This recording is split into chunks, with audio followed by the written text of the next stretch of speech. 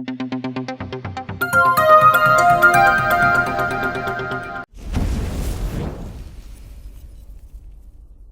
Everyone, welcome back to pharmacy India live. आज इस lecture में हम बात करने वाले हैं डी फार्म फर्स्ट ईयर में जो हमारा सब्जेक्ट है सोशल फार्मेसी, उसमें हम चैप्टर नंबर 3 पढ़ रहे थे और आज हम चैप्टर नंबर 3 में पार्ट 3 पढ़ने वाले हैं, जहां पर हम पढ़ेंगे बैलेंस डाइट के बारे में, डाइटरी फाइबर्स के बारे में और साथ ही साथ जंक फूड्स और एक सेफ्टी ऑफ फूड क्या होती है, इन सब के बारे में आज इस लेक्चर में हम डिटेल में बात करने वाले हैं। उससे पहले आप हमारे चैनल फार्मेसी इंडिया लाइव पर नए हैं, हमारे चैनल को सब्सक्राइब कीजिए। साथ ही साथ आप हमसे व्हाट्सएप के थ्रू जुड़ सकते हैं। हमारा व्हाट्सएप नंबर है 9389516306। इसको सेव कीजिए। सेव करने के बाद कैपिटल लेटर्स में हमें टाइप कर भेज दीजिए डीपी इंडिया। आप तक लेटेस्ट फार्मा अपडेट्स पहुंचते रहेंगे, चाहे वो आपकी एकेडमिक से रिलेटेड है या फिर वो आपकी जॉब से रिलेटेड है। साथ ही साथ आप हमसे जुड़ सकते हैं। हमारी एप्लीकेशन यानी कि pharmacy India mobile app download कीजिए गूगल प्ले स्टोर से, उसमें रजिस्ट्रेशन कीजिए।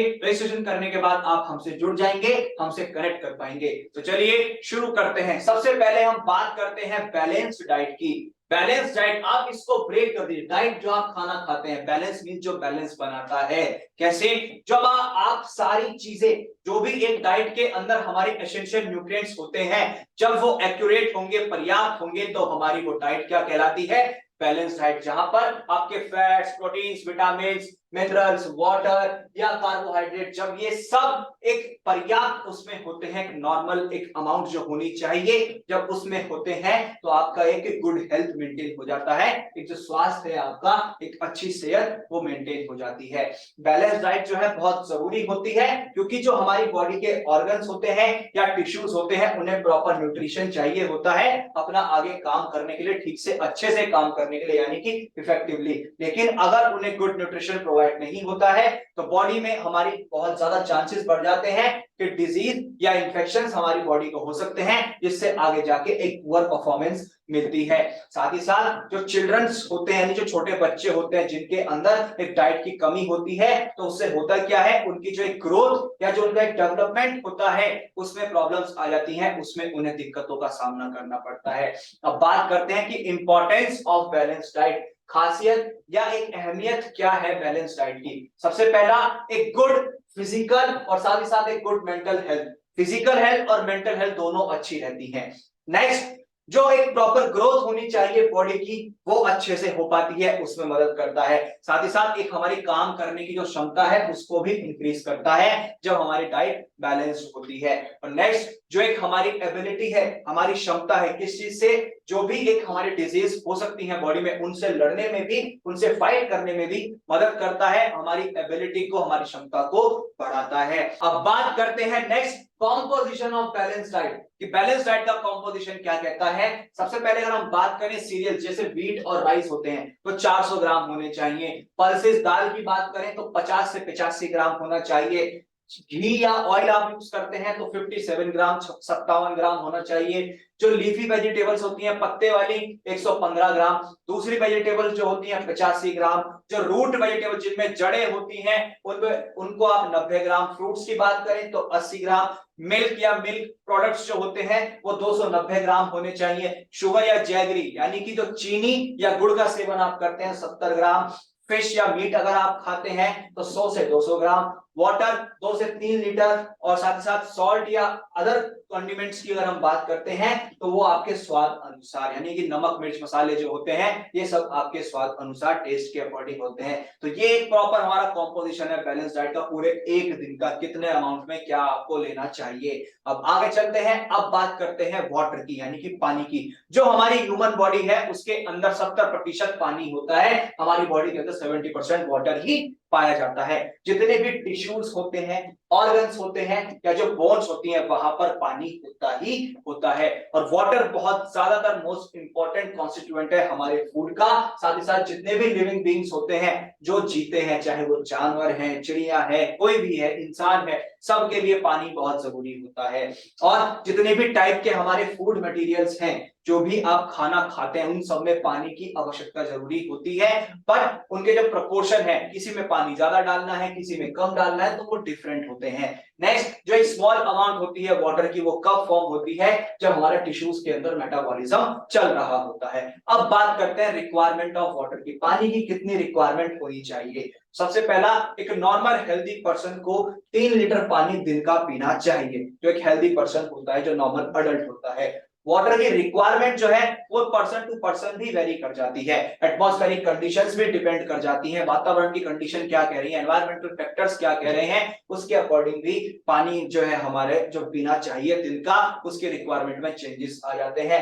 जो एक रिक्वायरमेंट होती है वाटर की, बेसिकली अगर हम बात करें जो मैनुअल वर्कर्स होते हैं या कंपैरिजन करें हम दूसरों के कंपैरिजन में, तो उनकी रिक्वायरमेंट ज्यादा बढ़ जाती है। तो ये सब डिपेंड कर जाता है, requirement of water person to person vary करती है। नेक्स्ट आता है फंक्शंस ऑफ वाटर, पानी के फंक्शंस क्या क्या है, उसकी खासियत क्या क्या है। तो जो हमारा बॉडी टेम्परेचर होता है उसको रेगुलेट करने में मदद करता है, साथ ही साथ ये एक व्हीकल का काम करता है, जो हमारे सॉलिड फूड मटेरियल्स होते हैं उनको डाइल्यूट करने में, उनको घुलने में। साथ ही साथ जो एक हमारे अंदर एक्सक्रीटरी प्रोडक्ट्स होते हैं उनका जो लॉस होना होता है, तो उसको भी मेकअप कराता है, उसके लिए भी एसेंशियल होता है कौन? वाटर ही एसेंशियल होता है। और जो एक ट्रांसपोर्टेशन होता है हमारे न्यूट्रिएंट्स का बॉडी के अंदर, उसको भी कौन ट्रांसपोर्ट करेगा, हेल्प करेगा? वाटर ही हेल्प करेगा। इसी तरीके से जो एक रिपेयरिंग होनी होती है हमारे बॉडी टिश्यूज की, उसमें भी मदद करता है कौन?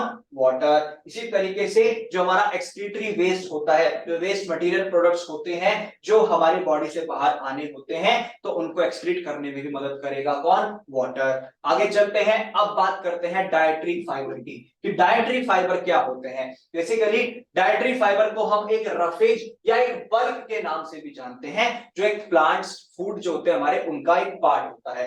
ह्यूमन बॉडी के अंदर आप इनको डाइजेस्ट नहीं कर सकते हैं, ना ही इनको आप एब्जॉर्ब कर सकते हैं डाइटरी फाइबर्स को, लेकिन इनको हम पास कर सकते हैं कैसे? हमारे स्टमक के थ्रू या स्मॉल इंटेस्टाइन के थ्रू, या फिर जो कॉलोन है या जो हमारी बॉडी से बाहर आना होता है वहां से। फाइबर जो है हमारे बेसिकली 2 टाइप के होते हैं, एक होते हैं सॉल्युबल जो पानी के अंदर घुल जाते हैं, और दूसरे होते हैं इनसॉल्युबल जो डिसॉल्व नहीं होते, घुलते नहीं है पानी के अंदर। अब बात करते हैं benefits of high fibre diet, ये फायदे क्या क्या होते हैं हाई फाइबर डाइट के।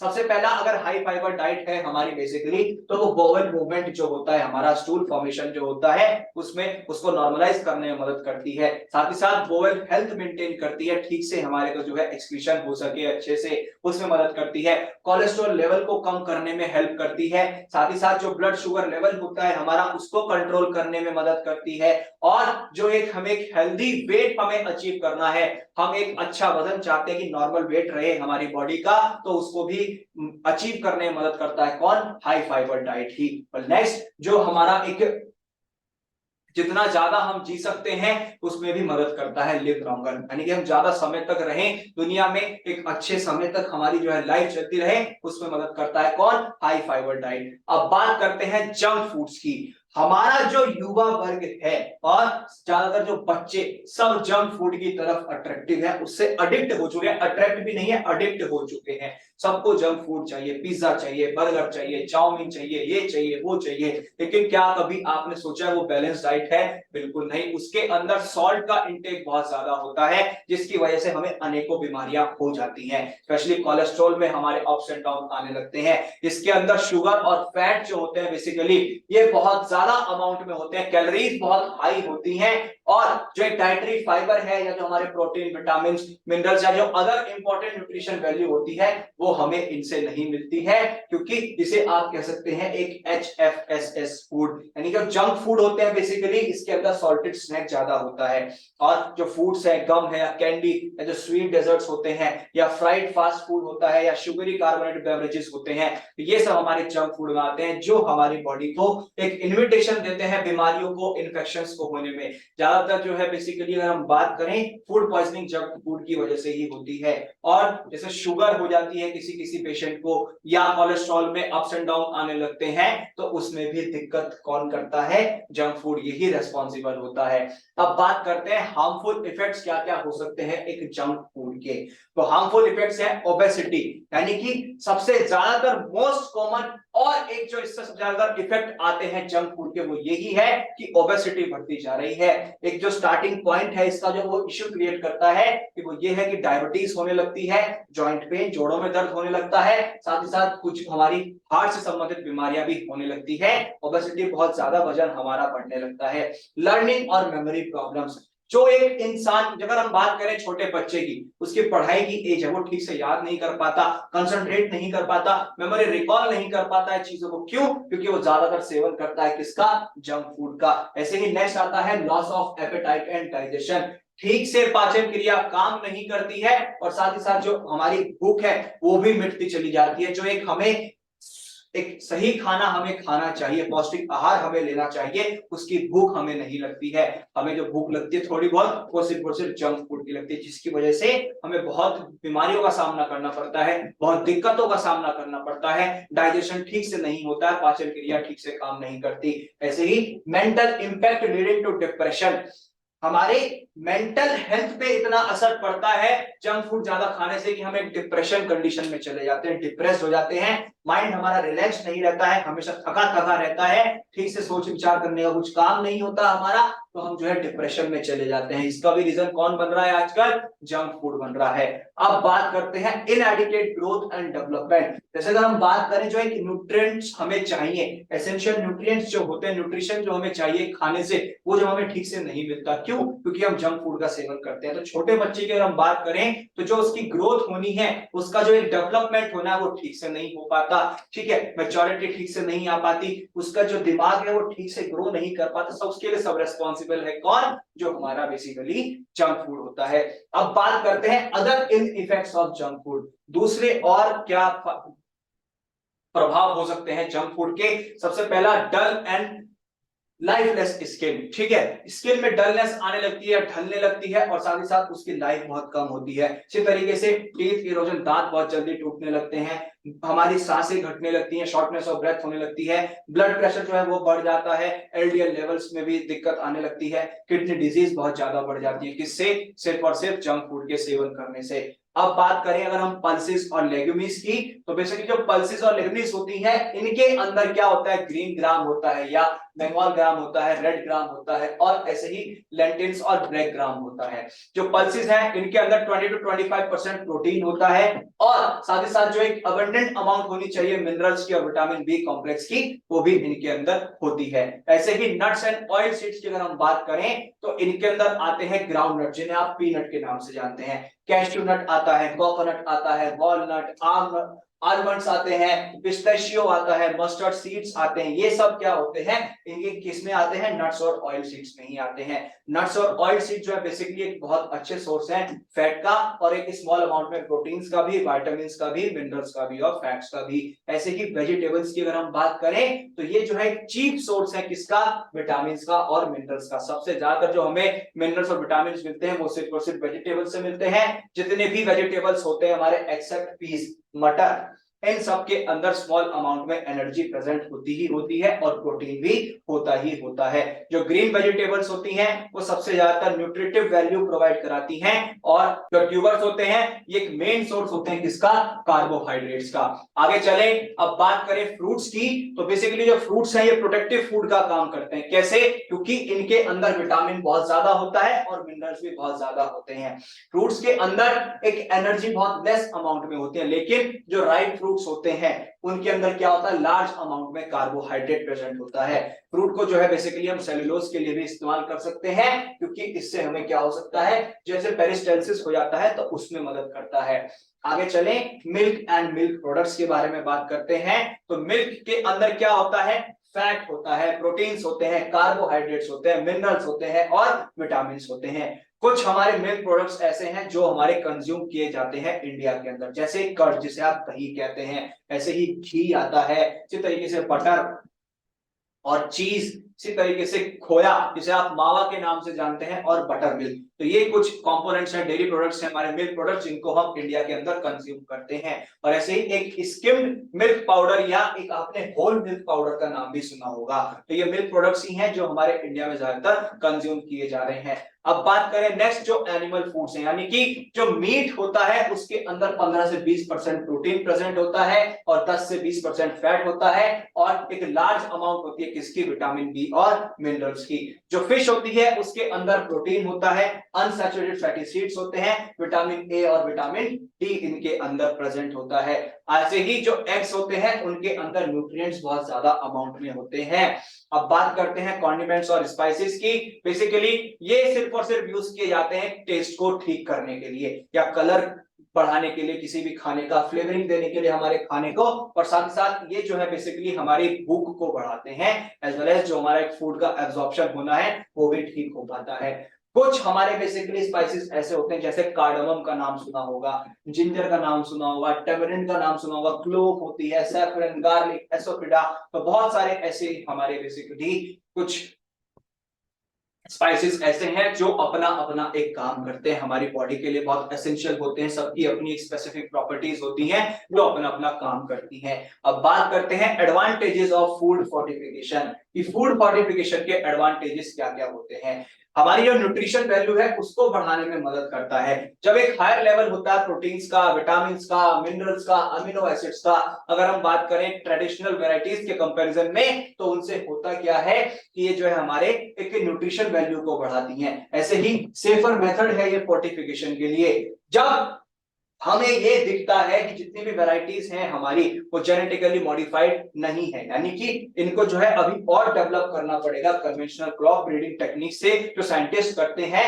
और अगर हम बात करें इसमें अगर एडिशन कर दें माइक्रो न्यूट्रिएंट्स का, जो कि हमारी एक बेसिकली लोगों के हेल्थ रिस्क जो है वो नहीं बढ़ेंगे, तो तब जाके ये भी एक हमारा फोर्टिफिकेशन का मेथड अच्छा हो सकता है।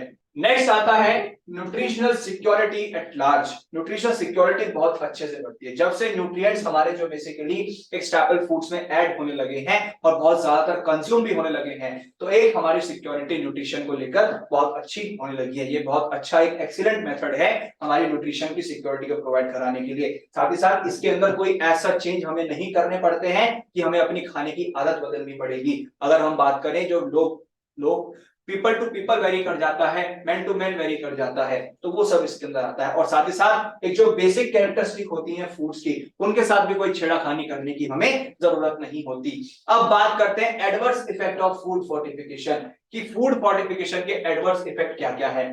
ये एक सब्स्टिट्यूट नहीं है एक अच्छे न्यूट्रिशन का, ये हमेशा ध्यान में रखिएगा। जो हमारे फोर्टिफाइड फूड्स होते हैं इनके अंदर सेलेक्टेड माइक्रो न्यूट्रिएंट्स की अमाउंट ही बढ़ाई जाती है, लेकिन ये सब्स्टिट्यूट नहीं है कि एक अच्छी क्वालिटी की डाइट हमें प्रोवाइड कराएंगे और ग्रोथ में हेल्प करेंगे या न्यूट्रिशन में हेल्प करेंगे।